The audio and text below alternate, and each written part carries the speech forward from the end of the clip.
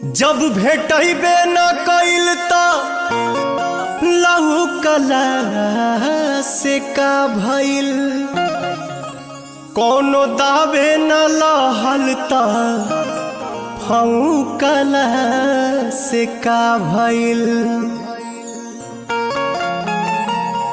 ऐसे तो डाढ़ पत फर के फुलाइल होखे, जब भेटबे न कइल त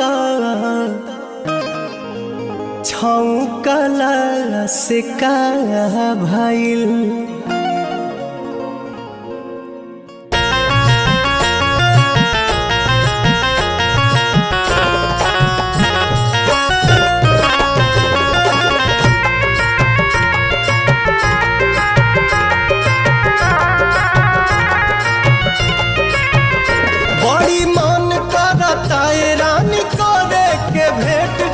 कॉलेज सवेर तोहर करब हम वेट,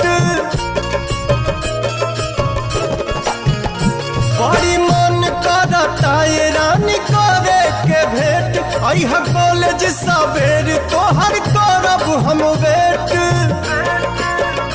जवन भइल रहे गलती न फेर होई हो। मुहवा ओढ़नी से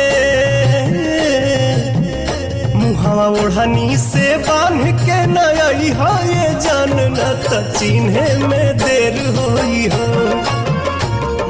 ओढ़नी से बांध के नई हो, ये जान न त चिन्हे में देर होई हो।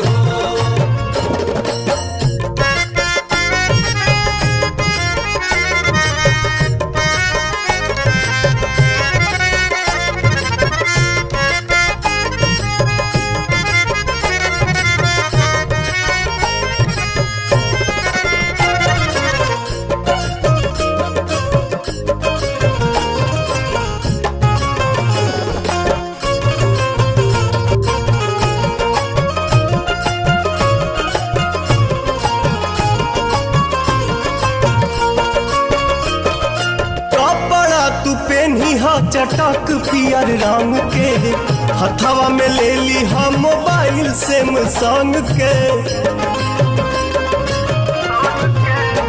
हाँ कपड़ा तू पहनी चटक पियर रंग के हथवा में ले ली हम मोबाइल सैमसंग के।